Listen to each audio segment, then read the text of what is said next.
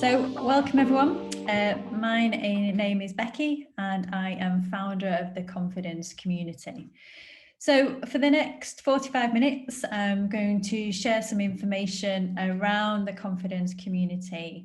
But most importantly, you're going to hear from three of our women leaders that have been through our Confidence Collective programme and hear in terms of their thoughts and experiences around the programme. So what is the Confidence Community all about? Our vision is to enable women to be more confident, to be who they want to be in a world which is equal. And how we want to do that is to empower and enable women working in tech to develop themselves, to succeed in whatever that means to them, and to most importantly, to inspire more women back into technology or coming in and progressing their career in technology. But the reason why we do this, I'll just share a little bit about my background. So as I said, I'm Becky, I'm the founder of the Confidence Community. My background is people, HR and technology. So I've been in that sector for the past 18 years. And I was fortunate enough to secure my first leadership position around about 15 years ago. And when I did, I was very much of looking around, reading the books, listening to the videos, podcasts, etc., and trying to understand where I fitted in. And I was then having a feeling that I was having to be more confident, more assertive, more influential, and not really being true to actually who I was. As my sort of career progressed, I started to understand a little bit more around leadership styles, management styles, and really went on that exploration journey around being true to myself. So understanding my own natural qualities and then how to utilize those in different environments and with different people. And then when I set up an organisation called Tech Returners just over 3 years ago, I did a piece of research about women in leadership. And I was staggered to learn that within the tech industry, there's only 5% of women in tech leadership positions. But more worryingly was the lack of resources and support out there. So you've got your traditional management leadership qualifications, but what about the real skills, which I feel are just as equally as important?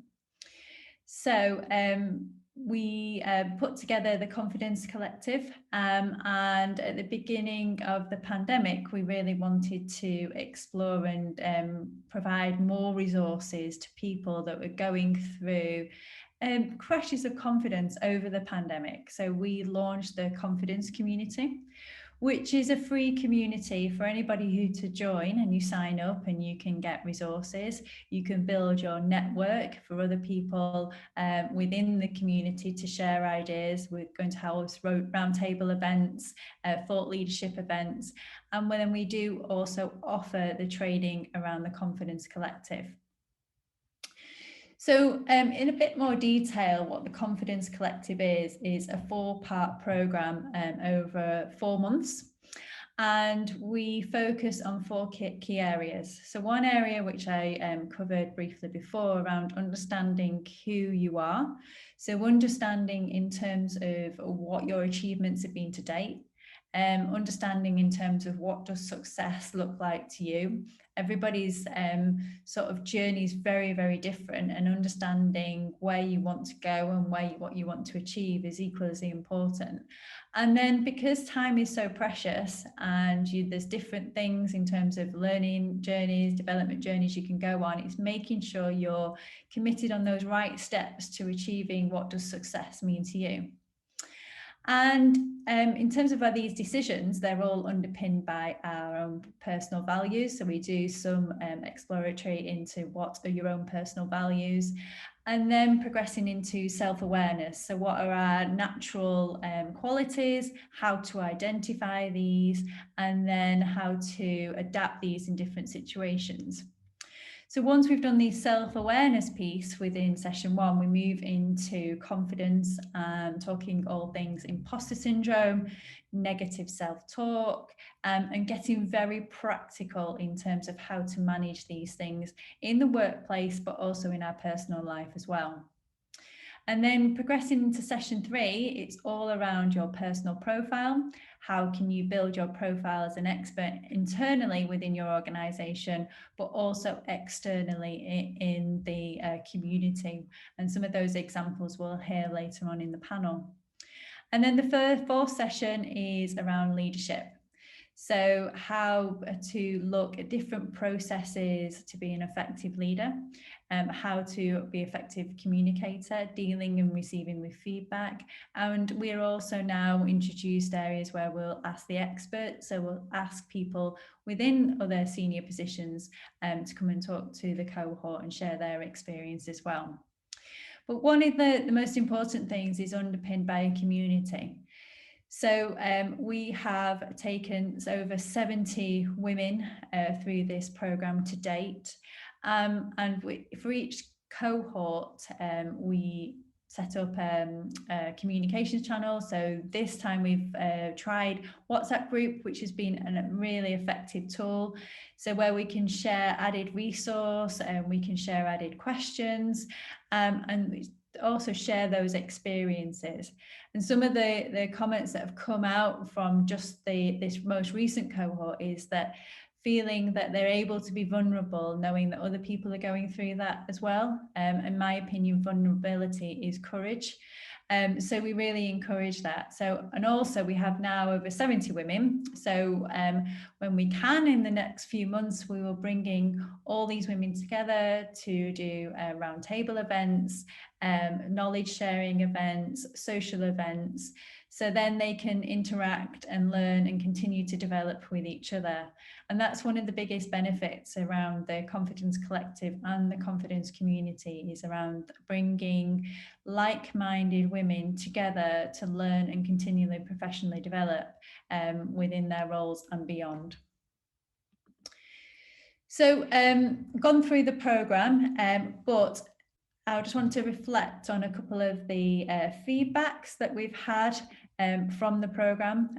So these are a couple of the statements around where people felt it's been beneficial and that people recommend it. And in terms of what they've learned, everything we do in the programme is very actionable. So at the end of each session, there be a number of actions that you take back that you can implement into your workplace. And then at the beginning of the next session, we do an action learning around what's gone well, what might not have gone well, and sharing thoughts and opinions of different people and their experiences. But that's enough for me. I could talk about it all day, but what you'll probably want to hear is from the people that have actually taken part in the programme and what impact that had on not only their careers, but also in terms of from them personally. So I'll stop sharing the screen and ask the panel to pop on their cameras and their microphones. Brilliant. Hello. Hi. Hello. So just to start us off, it would be great if you could all introduce yourselves. So Anna, if I could start with you. Yeah, sure. So my name's Anna Dick, and I've been working with or within software development teams for 20 plus years now. I'm currently CTO for a scale-up recruitment tech business, and I think I was in the first cohort. I think that's what you were saying, Yep, Becky, which correct. is 2018. Yeah. So yeah, I mean, still some very memorable lessons from all those sessions that'd be great to share. Brilliant. Thanks, Anna. Paula, could I come to you? Yeah, hi everyone. I'm Paulie Eden. I'm currently business director at Havas Media in Manchester. So I lead a client servicing team who work with clients like the BBC to plan and execute their marketing campaigns. And I was, part of the cohort from January 2020, so pre-pandemic, which feels like a world away now. It was pre, during, a bit post. Pre and during, and a little bit after, yeah. Brilliant. Thanks, Paula. Delighted to be here. Thank you. Maria? Hi everyone, I'm Maria Angotti. I've worked at the Co-op for 14 years now. My background is CRM and technology, and I was on maternity leave for most of 2020, not long come back from a 14-month maternity leave. I think we're covering 3 years, so I did it in the programme in 2019. Yeah, so that's a little bit about me. Brilliant, fantastic. So probably just to confuse Anna, Maria and Paula all, as we've progressed over the years since 2018, we've had a couple of name changes, and now we've sticking firm with the Confidence Collective. But I would like to ask you all, what drove you to taking part in the programme, and what was the decision behind wanting to attend? Anna, if I could start with you, because you were obviously on the very first programme, so an unproven model, an unproven horse. And I think it was perfect timing for me, because I literally was just about to start, or I'd already just started my first kind of CTO role. So I just left the comfort of a bigger organisation. I was at the Co-op, kind of head of agile delivery. There's a big delivery community, felt really supported. And I was starting into a new CTO role for a startup company at the time, and I was pretty scared, and I think I was pretty, lacking in confidence. I kind of knew I could do it, and I kind of taken this leap of faith, but to have something at the time that was a supportive community that I could be involved in, that helped me along that journey as I started, was just amazing. I wasn't alone, and it helped me with my role within Hiring Hub, but it also helped me kind of access the wider CTO community, which was very kind of male environment at the time. And I felt like I didn't want to kind of step into it. I was kind of like, a lot about imposter syndrome and everything I was having. So I think it just dovetailed really nicely in a moment where I was having a bit of a confidence crisis. I think I was like, been confident enough to make this move, and now I'm like, oh no, can I actually do it? So yeah, it was perfect timing. Yeah, fantastic, thanks for sharing that. Maria, coming to you. So you were obviously on one of the next programs, dedicated program put on by the Co-op, so slightly different probably in terms of obviously how that was pitched from your point of view, but be interested to hear what drove you to get involved in the program. Oh, definitely. It came at, like Anna, it came at the right time for me. So I was in the business side of things at the Co-op and CRM and the marketing team, and then I recently moved over to technology and wanted to develop a career in technology.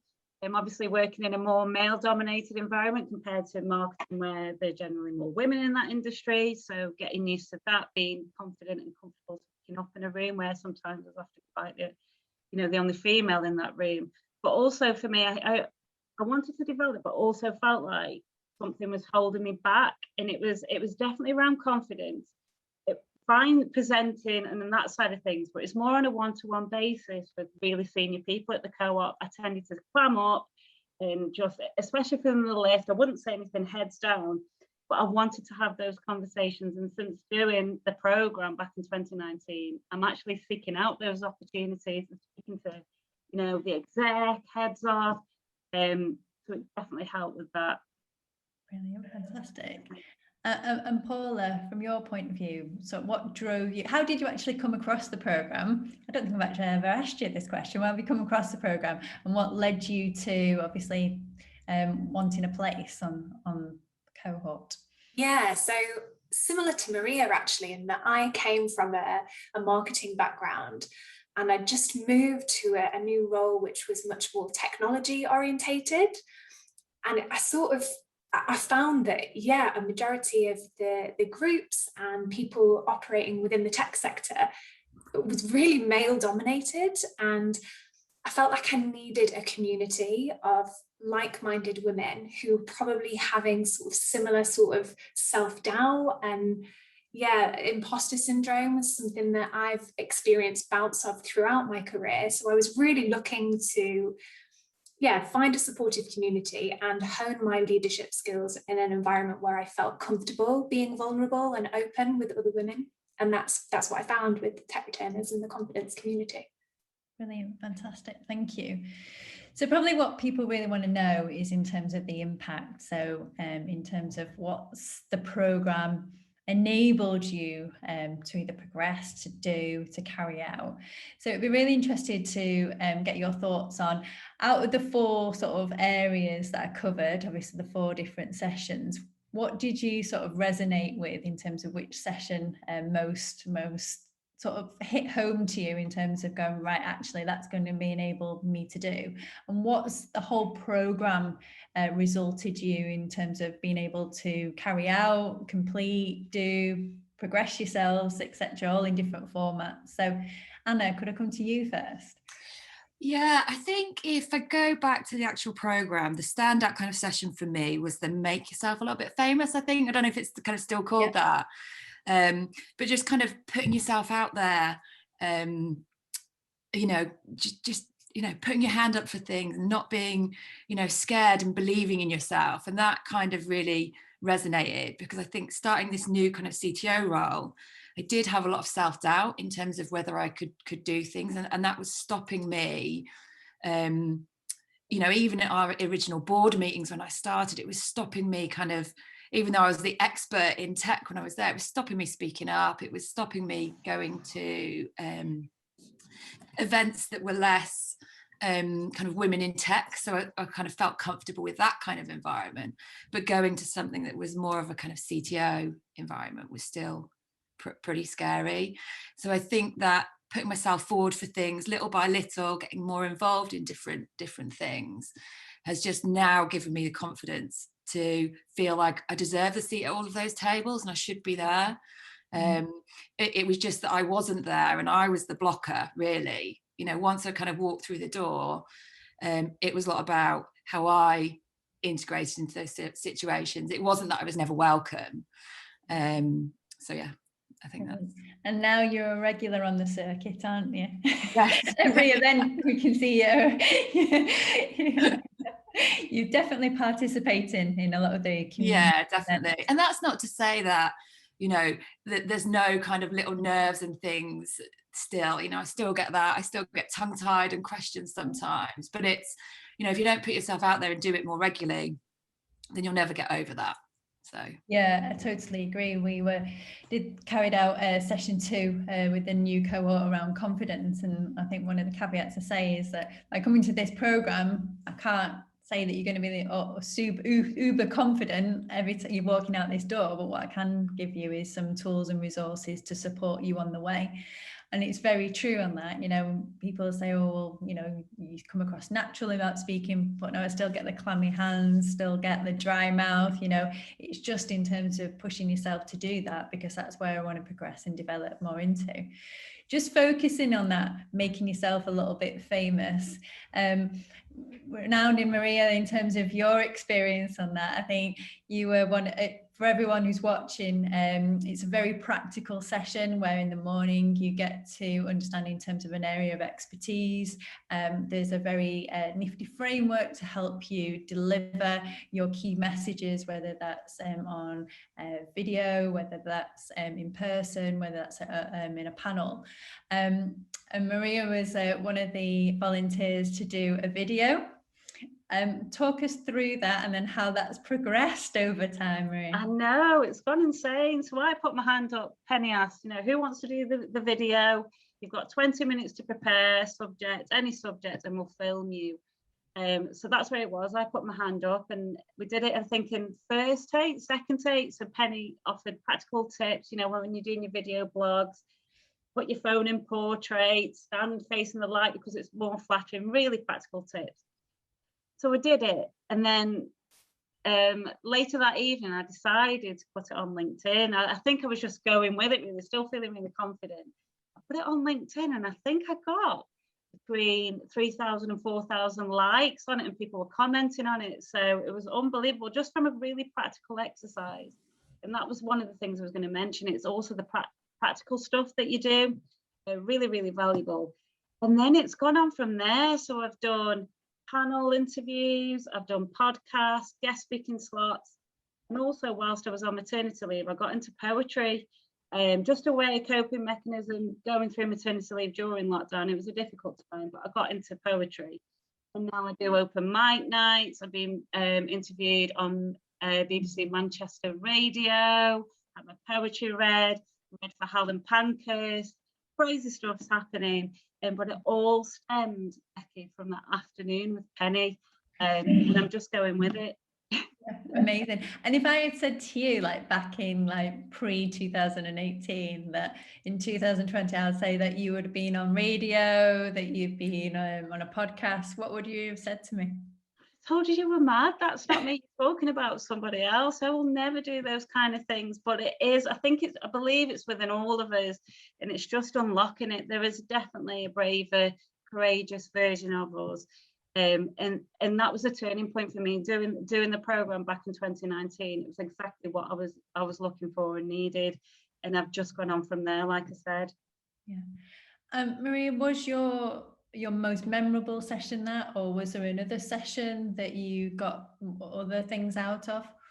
I was going to say the personality profiling, but and I still refer to it now. You know, that handbook that we have, I still look at it, and I looked at it in maternity leave, because what I was going to say, during lockdown, I found that my strengths and kind of my tendencies of personality were coming to the forefront during lockdown. So it was around kind of goal driven, being competitive with yourself. So what got me through was looking at my personal development and setting goals for myself. That got me through lockdown. So it's drawing on my strengths, my personality traits. So I refer to that handbook again, but it also helped my relationships with other colleagues, people outside of work, understanding their personality traits. And it's improved my relationships as well. So that was going to be so it was two really, the how to make yourself famous and the personality exercise, understanding yourself. And what's sort of like next for you? You hinted at, obviously you've just come back from maternity leave. What's on the trajectory in terms of your own development now? Well, I want to get more into more of a leadership role, so extend my scope, speaking to more and more senior people, being involved in the strategic side of things as well, but also being a bit of a change maker. And if I'm recognising my things can be improved, whether that's feeding back to HR or other areas of the co-op, then I want to be part of that, and having the confidence to do it, and developing others is also something I want to get into as well. Brilliant, fantastic. And Paula, coming to you, which session stands out, or sessions should I say, stand out to you, and why, and what's the impact been for you personally? Yeah, so one of the very early sessions stands out to me, and it was part of that personality profiling exercise, but we also reflected on what our core values and motivations are.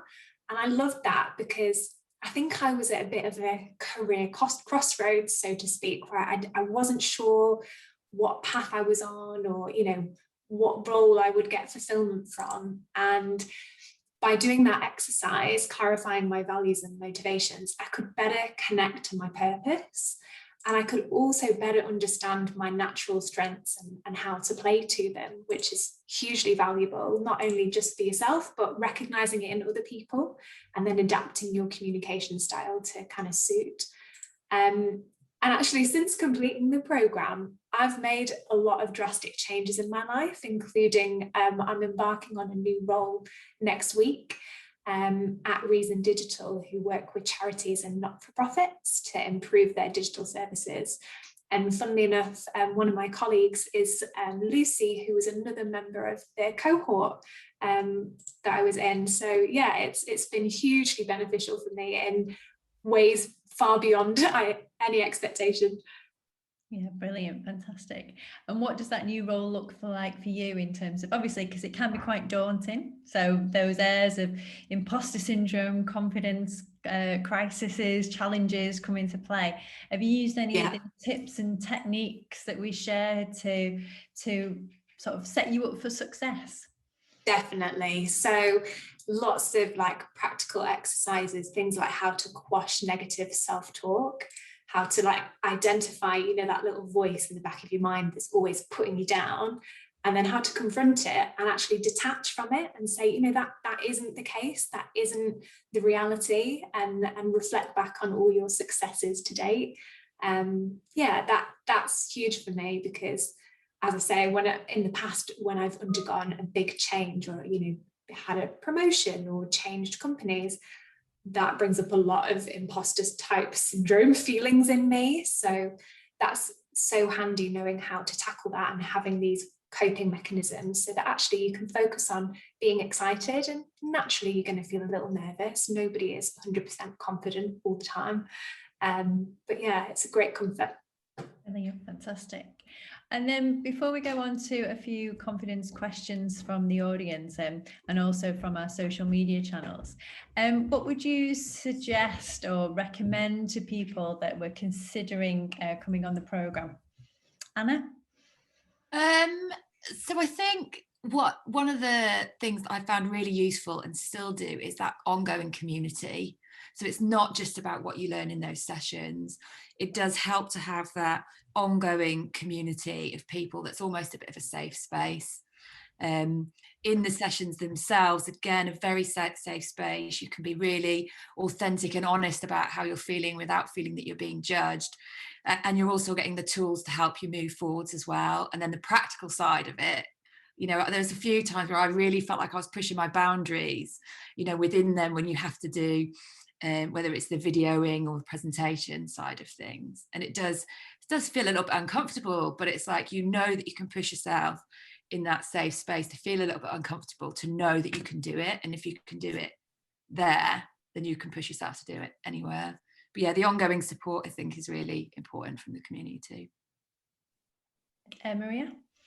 I second that as well. It's that collective, ongoing support, kind of cheering each other on, being open-minded when you're in those sessions, and at the same time, there isn't that pressure to share. You don't feel like if you don't want to share in a particular thing, there's no pressure from anybody else. That's what I found. And I've made some great friends, even though, it's people at the co-op. It's a massive organisation, and I'm still in touch with those women today on that course, because I feel like, because we've shared so much, we've been on the journey together. That's what I'd say, definitely. Thank you. And finally, Paula? Yeah, I would say life is so busy, isn't it? And work's really demanding. So it's easy to get stuck in a rut and just kind of focus on the daily grind. And what this program did for me was actually give me much needed space to learn, but also to reflect. And I thought it was really worthwhile personal development. And yeah, echoing what the others have said, I so enjoyed networking with other women in tech, and it's such a warm, welcoming community. And I have stayed in touch with people from the cohort. So yeah, I'd say go for it. Brilliant, fantastic. So what we wanted to ensure, obviously, for people who join the webinar, not only to obviously hear about our programme and our community, but also obviously if we can offer some advice just based on our own experiences around confidence.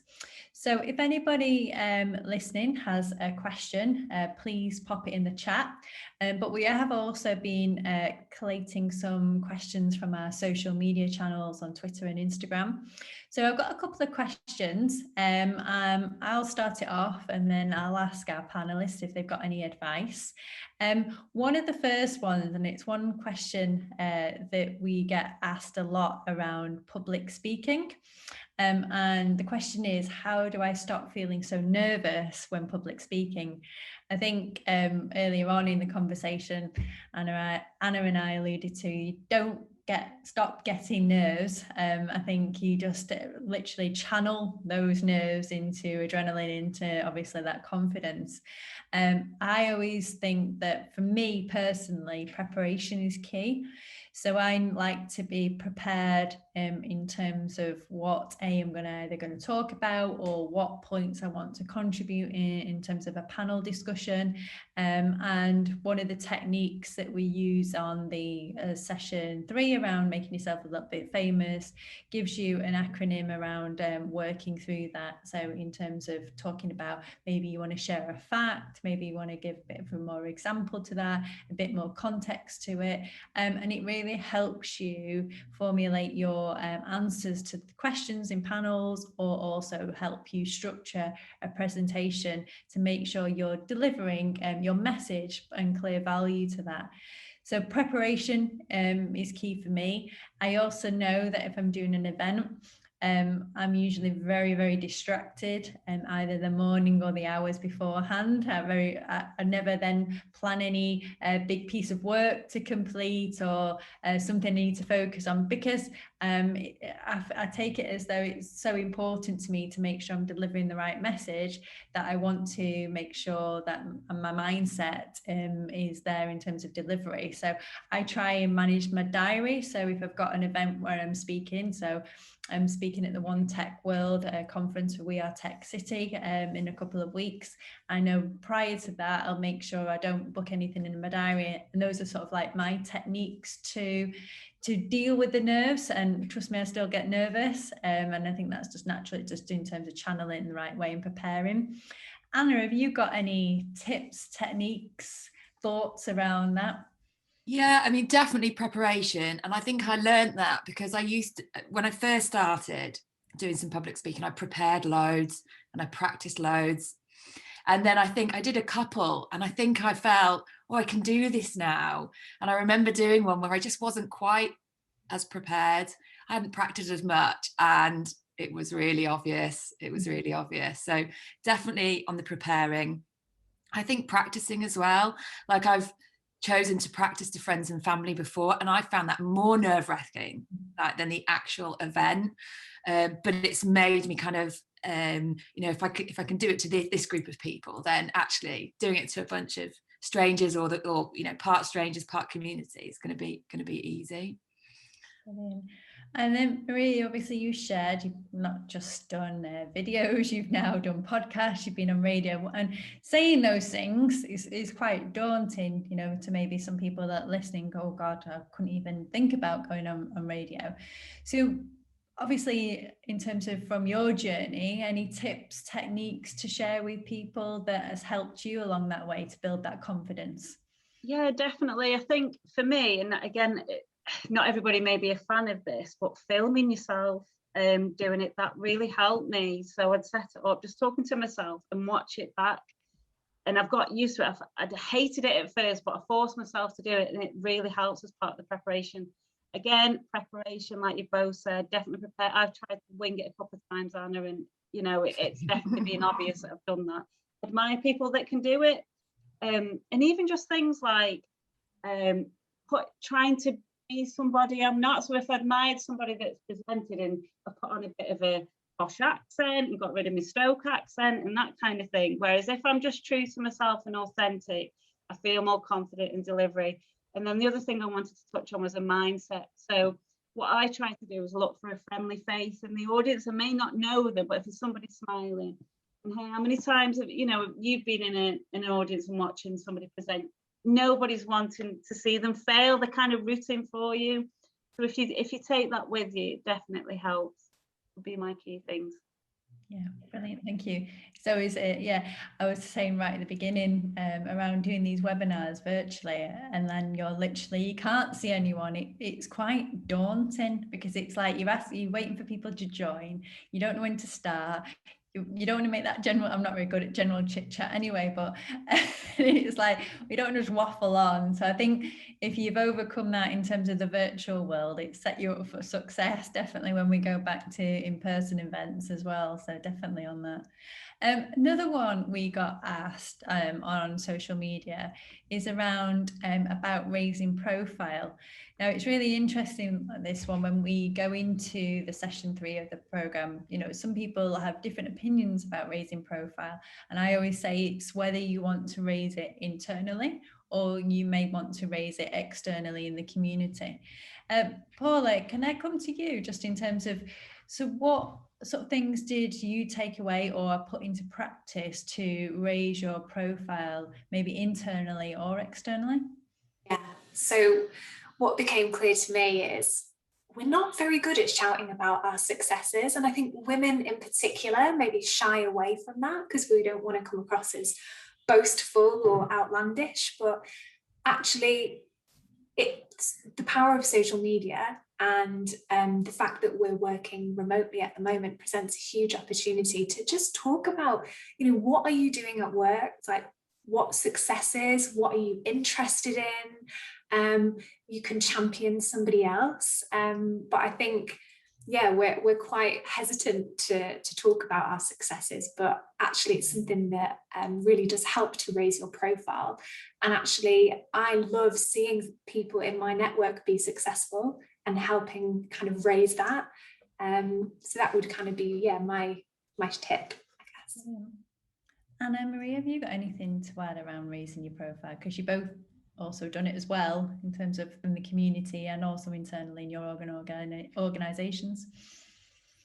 Yeah, I think for me, as someone, when I was kind of new to a CTO role, a lot of people maybe hadn't heard of me before or what I'd done. So there was a lot around putting myself forwards for panels, putting myself forwards for events. So my name started getting out there.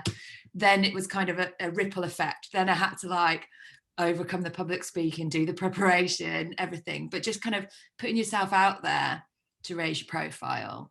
But also, like you were saying, help building up other people, mentioning other people's successes, whether that's people on your team or other females in the community, to help raise up each other's profiles, I think is really important too.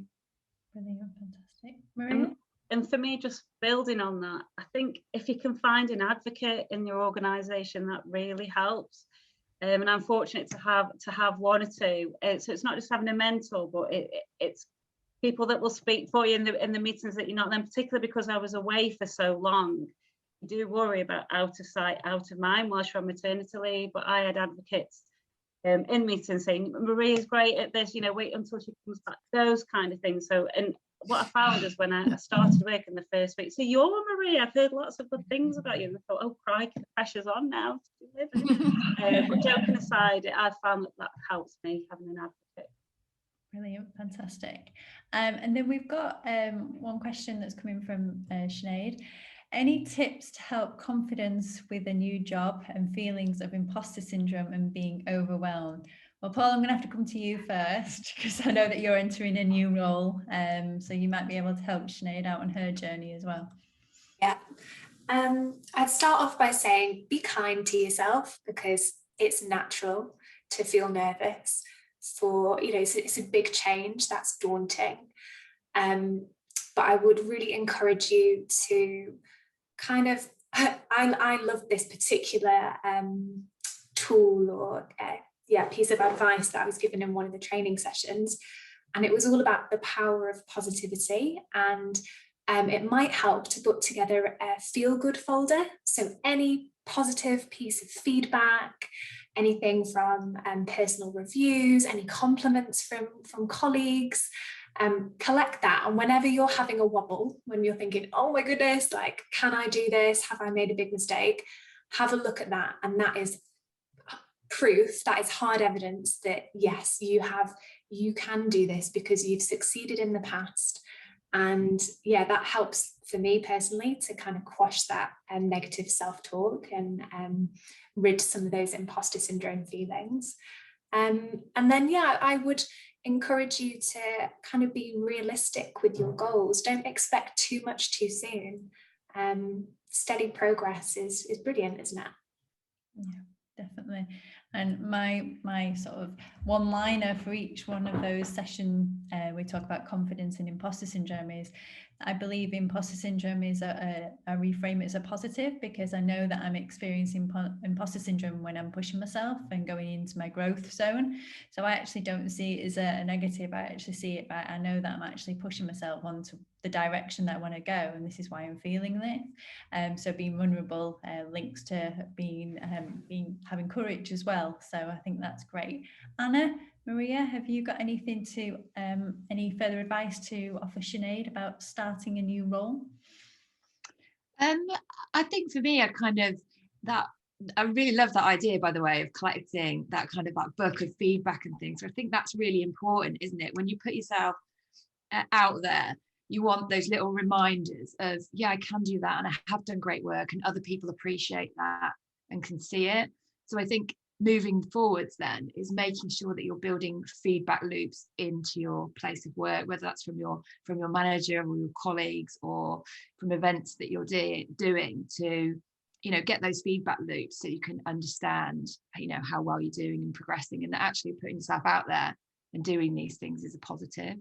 Yeah, I think sometimes I was only saying I think yesterday, sometimes you focus so much on the things you didn't do. If you get that one comment, which, you know, is absolutely amazing in terms of, you know, the impact you might have had on something, or, you know, what you've delivered, you almost like read it, acknowledge it, dismiss it. But the things that, you know, like you haven't done so well, or you beat yourself up, that can be continuous. That can be like hours and days and weeks, can't it?